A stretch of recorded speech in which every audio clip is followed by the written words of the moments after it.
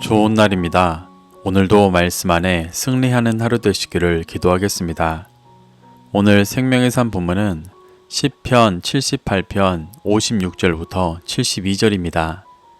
오늘 본문에서는 하나님께서 이스라엘을 가나안으로 인도하셨지만 반항하고 배반하여 징계받는 모습과 다윗을 택하셔서 이스라엘을 인도하게 하시는 모습이 나옵니다.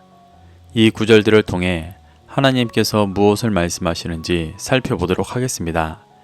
56절부터 58절입니다. 그러나 그들은 지존하신 하나님을 시험하고 반항하여 그의 명령을 지키지 아니하며 그들의 조상들 같이 배반하고 거짓을 행하여 속이는 활같이 빗나가서 자기 산당들로 그의 노여움을 일으키며 그들의 조각한 우상들로 그를 진노하게 하였음에 어제 본문에서 저자는 하나님께서 애굽에서 노예 생활하던 이스라엘을 건지셔서 가나안으로 인도하신 모습을 고백했었습니다.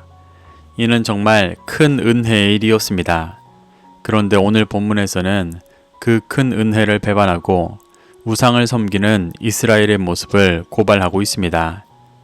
저자는 56절에서 이스라엘이 지존하신 하나님을 시험하고 반항하여 그의 명령을 지키지 않았다고 말합니다. 저자는 41절에서도 출애굽 2세대들이 하나님을 거듭거듭 시험했었다고 말했었습니다. 그들은 하나님께서 크신 은혜로 애굽에서 건져내셨음에도 인도하시는 길이 정말 구원의 길인지 애굽으로 돌아가서 다시 노예로 살아가는 것이 더 나은 것인지를 끊임없이 고민하며 하나님을 시험하였습니다. 그래서 출애굽 1세대들은 가나안에 들어가지 못하는 징계를 받았고 그 자녀 세대가 광야에서 연단되어 가나안을 정복했습니다. 그런데 그 자녀 세대들 또한 조상들과 같이 가나안을 정복한 후 다시 하나님을 시험하고 반항하고 배반하고 거짓을 행하며 구원으로 인도하시는 말씀을 듣지 않고 육신의 소욕을 따랐습니다. 그것이 자기 소견에 옳은 대로 행했던 사사시대의 모습이었습니다. 저자는 이스라엘이 하나님을 배반하고 산당과 조각한 우상을 만들어 하나님을 노엽고 진노하게 하였다고 말합니다. 이스라엘은 하나님의 말씀을 잘 안 듣는 차원을 넘어 진멸해야 할 가나안의 우상을 따라 섬기며 그들과 같이 하나님이 아니라 이 세상의 소욕만을 쫓는 모습으로 살아간 것입니다. 59절부터 62절입니다. 하나님이 들으시고 분내어 이스라엘을 크게 미워하사 사람 가운데 세우신 장막 곧 실로의 성막을 떠나시고 그가 그의 능력을 포로에게 넘겨주시며 그의 영광을 대적의 손에 붙이시고 그가 그의 소유 때문에 분내사 그의 백성을 칼에 넘기셨으니 저자는 하나님께서 반항하고 불순종하며 우상을 미워하는 이스라엘에 대해 아시고 분내어 크게 미워하셨다고 말합니다. 여기서 미워하다의 원어 마하스는 거절하다, 멸시하다라는 뜻입니다. 하나님은 이스라엘의 지속적인 반항과 불순종에도 큰 은혜로 가나안까지 인도하셨지만 가나안에서도 감사함으로 순종하기보다 여전히 반항과 불순종에 우상 숭배까지 하는 이스라엘에 대해 더 이상 인내하시기를 거절하시고 징계하시는 모습을 표현하는 것입니다. 그래서 하나님은 먼저 성막에서 떠나셨습니다. 성막은 하나님께서 임재하시는 곳으로 제사장 나라 이스라엘의 핵심과도 같은 곳이었습니다. 하나님은 가나안을 정복하기 전 광야에서 하나님께서 임재하시는 성막을 중심으로 진영을 짜게 하시며 하나님을 중심으로 말씀을 따라 살아가는 거룩한 제사장 나라의 정체성을 가르쳐 주셨었습니다. 그런데 이스라엘이 지속적으로 반항하고 불순종하자 성막에서 떠나시며 이스라엘이 더 이상 거룩한 제사장 나라가 아닌 가나안 7족속과 같은 세속적인 나라라는 것을 보여주셨습니다. 그리고 그 능력을 정복 땅의 포로와 같이 되었던 가나안 족속에게 주셔서 이스라엘을 공격해 고난 가운데 있게 하셨습니다. 62절에서 하나님께서 그의 소유, 즉 이스라엘 때문에 분내셔서 그의 백성을 칼에 넘기셨다고 말합니다.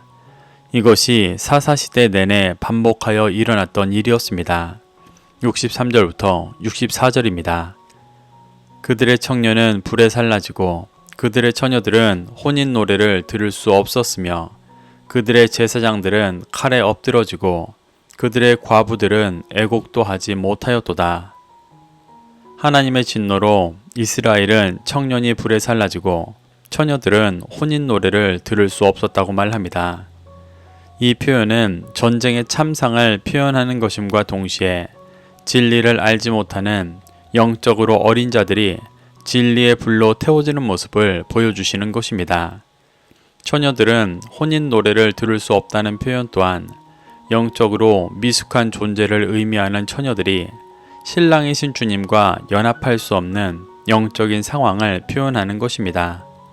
64절에서 제사장들이 칼에 엎드려졌다는 것도 전쟁의 참상을 표현하는 것임과 동시에 이스라엘을 제사장 나라 이스라엘로 인도하지 못했던 제사장들이 심판받는 모습이며 과부들이 애곡하지 못한다는 것도 신랑이신 주님을 잃은 슬픔조차 깨닫지 못하는 영적으로 무뎌진 이스라엘의 모습을 표현하는 것입니다. 이렇게 하나님은 하나님의 크신 은혜에도 반항하고 불순종했던 이스라엘을 철저하게 심판하셨습니다. 이는 단순히 하나님께서 불순종하는 이스라엘을 미워하셔서 징계하시는 것이 아니라 고난 속에서 깨닫고 회개하여 돌이킬 기회를 주시는 것이었습니다. 65절부터 69절입니다. 그때 주께서 잠에서 깨어난 것처럼 포도주를 마시고 고함치는 용사처럼 일어나사 그의 대적들을 쳐 물리쳐서 영원히 그들에게 욕되게 하셨도다. 또 요셉의 장막을 버리시며 에브라임 지파를 택하지 아니하시고 오직 유다 지파와 그가 사랑하시는 시온산을 택하시며 그의 성소를 산의 높음같이 영원히 두신 땅같이 지으셨도다. 저자는 이스라엘을 심판하신 하나님께서 잠에서 깨어난 것처럼 일어나셔서 대적들을 물리치셨다고 말합니다. 이는 하나님께서 이스라엘에게 주셨던 징계가 영원한 심판이 아니라 죄를 깨닫고 회개하여 돌이킬 기회를 주셨던 것임을 보여주는 것입니다. 저자는 하나님께서 요셉의 장막을 버리시고 에브라임 지파를 택하지 않으셨다고 말합니다. 요셉은 야곱의 아들 중 장자의 명분을 받았던 자였습니다. 그리고 그의 아들 에브라임 지파는 그 장자의 명분을 이어받았고 북이스라엘의 주축이 되는 지파였으며 그의 지파 안에 실로에는 장막도 있었습니다. 이렇게 에브라임 지파는 장자의 명분을 가지고 있던 지파였고 성막도 있는 이스라엘의 중심이었습니다. 그런데 이스라엘이 말씀에 불순종하고 육신의 소욕을 따를 때 이를 막지 못하고 오히려 타락의 주축이 되었습니다. 그래서 하나님은 요셉의 장막과 에브라임 지파는 택하지 않으시고 유다 지파를 새롭게 택하셨습니다. 유다 지파를 택하셨다는 것은 유다 지파의 다윗을 택하신 것을 의미합니다. 하나님은 타락한 이스라엘을 고난 가운데 빚으시고 유다 지파의 다윗을 택하셔서 시온산에 성전을 지으시며 이스라엘이 다시 제사장 나라의 모습을 회복할 수 있도록 인도하셨습니다. 70절부터 72절입니다. 또 그의 종 다윗을 택하시되 양의 우리에서 취하시며 젖 양을 지키는 중에서 그들을 이끌어내사 그의 백성인 야곱 그의 소유인 이스라엘을 기르게 하셨더니 이에 그가 그들을 자기 마음의 완전함으로 기르고 그의 손에 능숙함으로 그들을 지도하였도다. 하나님은 이스라엘이 가나안을 정복하고 난 후에 범했던 죄악들을 징계하시고 유다 지파의 다윗을 택하셔서 양과 같은 이스라엘을 말씀으로 기르게 하셨습니다.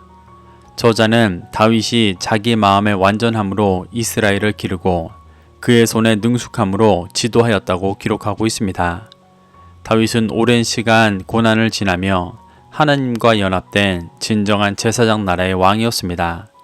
이 시의 저자 아삽 자체도 다윗 시대의 찬양 대장으로 다윗의 기름과 지도함으로 영이 회복되어 제사장 나라의 찬양 대장으로 섬긴 자였습니다. 그는 이스라엘의 오랜 불순종의 역사를 끊고 온전히 새롭게 된 다윗 시대 이스라엘의 영적인 부흥이 후손들에게도 전해져 그들도 다윗의 가르침을 따라 제사장 나라로 살아갈 수 있도록 가르치고 도전하고 있는 것입니다. 이렇게 저자는 하나님의 크신 은혜로 가나안으로 인도함 받았지만 반항하고 배반하여 징계받는 이스라엘의 모습과 다윗을 택하셔서 이스라엘을 새롭게 하시는 하나님의 은혜를 대비하여 보여주고 있습니다.